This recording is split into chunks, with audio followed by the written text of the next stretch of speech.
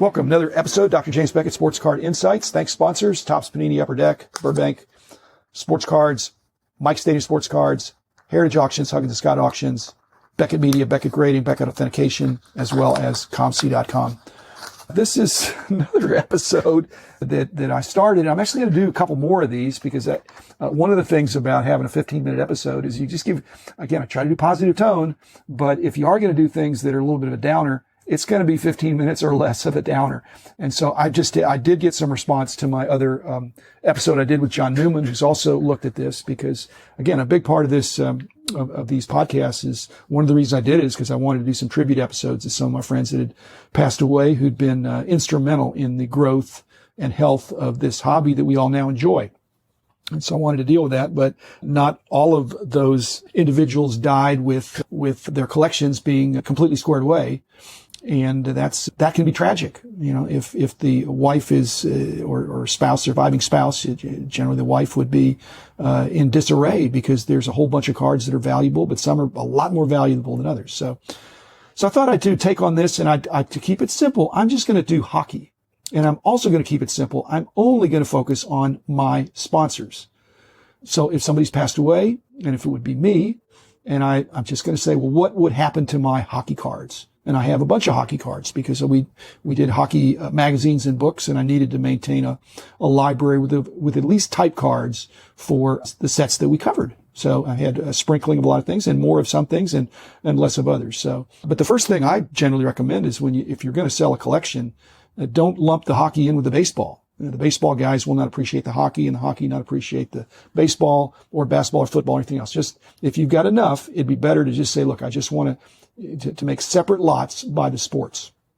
So I'm just talking about hockey and I'm going to keep it simple, but you're going to see from this that even trying to break you could just say, I'm just going to sell all the hockey cards. Well, I'm going to explain why I don't think that's in my best interest or my heir's best interest, or it's not the way these cards would find a home.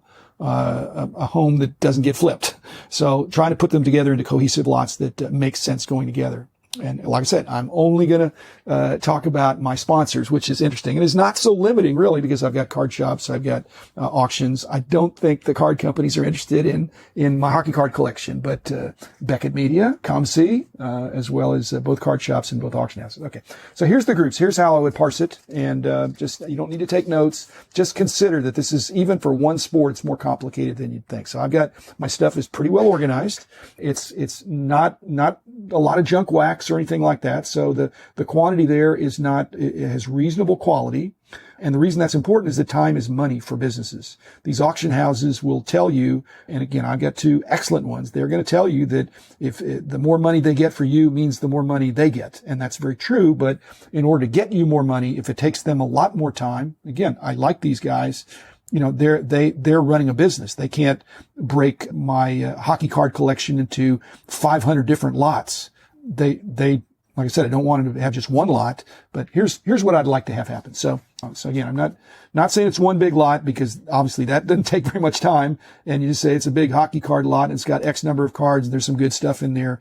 That's a recipe for a seller to get a bargain, but the buyer to get a bargain at the auction house. So. And I've wondered if it were to be me, just like with Bruce Painter, if there's some mention of the pedigree of whose collection this was.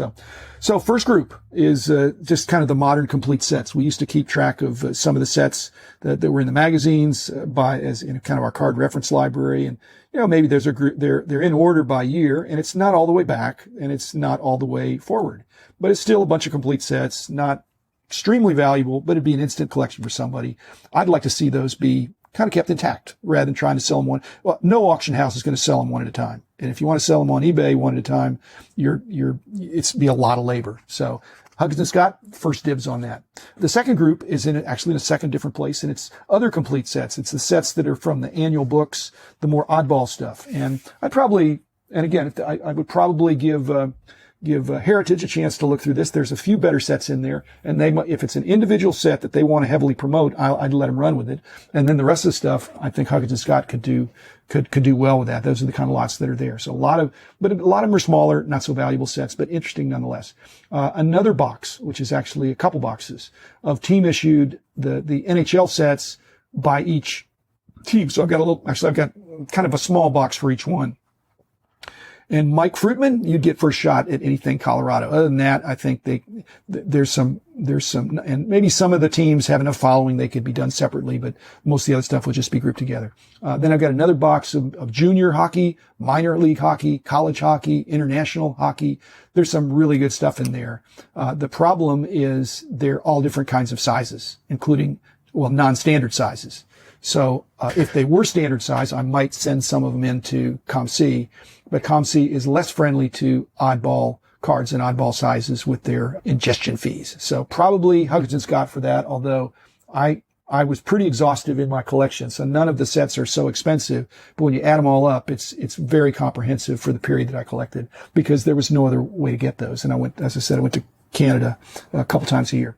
Next group are player groups. Probably I'd pull out the Gretzky, Lemieux, even Brett Hull and Mike Modano, some of the local stars of which I have probably more because if people came over, I wanted to have the local guys have some good coverage. So there's hundreds of different cards, a lot of better cards in there.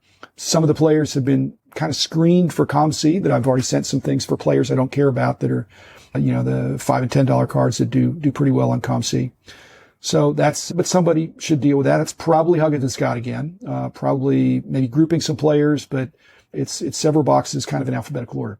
Next, another box of miscellaneous hockey cards that have Hall of Famers, oddball, parallels, inserts, rookies. It's all the stuff I didn't alphabetize. And probably that would be one lot just to Huggins & Scott, just to one of their treasure chest things. There's a lot of Hall of Famers in there that I don't have very many cards of, and they're not expensive ones, but it'd be fun. It's like a lot that I would like to win because it'd be fun going through it. Okay. Another box, hockey cards, no name, again, not alphabetical because they're not well known, a bunch of serial numbered cards. Rob Barris, he's got a buy list for that. And I would send them off to Rob. So that's a box of just stuff that he can throw into his inventory and sort it in. Hockey Commons, go to Rich Klein, not a sponsor of the show, but almost because he's so helpful in co-hosting and being an interview guest. So the bunch of Hockey Commons, they go to Rich. There's no shipping involved there. Rich can come over and pick them up, as he actually does sometimes. Graded cards. These are already graded by BGS. I'm exclusive with BGS for obvious reasons. And I would give Heritage Auction a chance to come in and look through these. And any of the ones, again, if they want to promote them, that's fine. But if they don't, I'm just going to send them to ComC. And in this case, or my heirs would, and they wouldn't send them to ComC for the fixed price. They go straight to the auction because in most cases they're at least valuable enough to go into the auction and see what you get. Okay, next, hockey cards in my safe deposit box. Again, I give Heritage first dibs there, but it wouldn't be to go down the safe deposit box and pick out what you want. It'd be my wife figuring out, okay, these are the hockey cards and offering them to Heritage. Knowing that Heritage, if it's not above a certain value, they're not going to put it in their catalog auctions. They'll put it in their weekly auctions, which I don't make a big deal about, but those are interesting as well.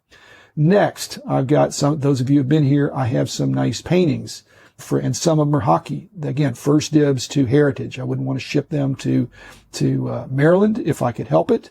But Chris Ivy's already seen some of these. They're nice paintings.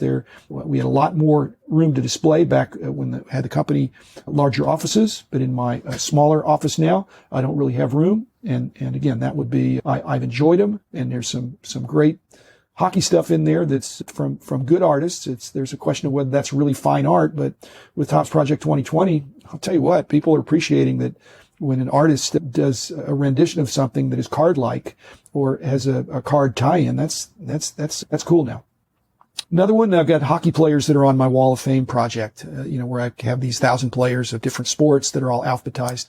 I don't want to include those. I'd like to keep that intact. I don't know that that'll be donated somewhere. It's very local centric in terms of SMU and other people that live in the area. But again, there's every major hockey Hall of Famer has a card there as well. And then lastly, and this is, I hope, helpful for some of you. I've had this discussion with Tim Getch, at ComC, but I have a ComC account and it has a bunch of hockey cards in it. I won't say how many, but let's just say it has, enough hockey cards in there that if those hockey cards were separated out into a port or portfolio, then somebody would probably be interested. But what I would do is I'd first instruct my executor or my heir to take every hockey card that I have on ComC that's listed above $50 for sure. If it's $50 or more, I'd say immediately put them into your eBay auction. That would liquefy those. May not get the maximum price, but I would still, they're no minimum bid auctions for the most part. But I think all my prices are reasonable, and I'm even in spite of that, not everything sells. Obviously, they're not priced to sell, they're priced to be fair. And so if I were going to sell my portfolio, my port for hockey, I would be willing to take half of my total listing prices, which again, I think are fair, but I'm not trying to leave too much money on the table if I think I can. Enough said about that. So, and I would turn on an auto accept. They have a provision that you can say, I'm willing to accept offers of 90% or 80% or 70%, all the way down to 50%. So I would turn on auto accept so that decision wouldn't have to be made, and the cards would be selling more aggressively in my account. Again, I'm gone at this point, and that's not going to get rid of all the cards. So at the end of the month, my proxy, my executor will be instructed to put all the rest of the cards that are there on sale at 10% off, and to relist the portfolio, recognizing that 10% further reduction.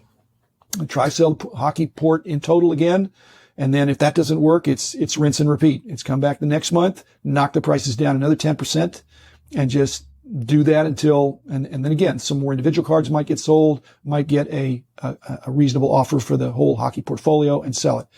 Selling is really difficult. I mean, emotionally, as a lifelong collector, it's really difficult when you're alive. The problem is it can be a real headache for your heirs, and I don't want to make it difficult for them. So I've tried to parse this out into some ways that my goal was at the end of 1 year, which is whatever probate or something, at the end of 1 year, everything would be transacted. And each box or group would have some accountability with again, I was limiting just to the auction houses primarily, but there's a role for ComC. BGS would, if there's any grading to be done, they would get that. Mike would get first dibs on the Colorado stuff or something that he thinks he could really move in his store. Rob would be aware. I mean, he'd be one of the few that would get a viewing to know that if it did come up for auction, he might have a better idea of where the value is and be able to exploit that value, which is using the word exploit in a good way. So I hope I don't die anytime soon. I hope you don't or anybody else, but the fact remains people don't live forever, and their cards need to find a home. And my goal is to find a home for my cards. And I'd like to do it while I'm alive. So these hockey cards, I'm out of time now, but I actually could do a prioritization of in the hockey cards. If there are 10 groups here of cards, there's some of them that would go first and some of them would go last. And so maybe I'll address that in a future issue. Again, if you wait till you're dead, you've waited too long.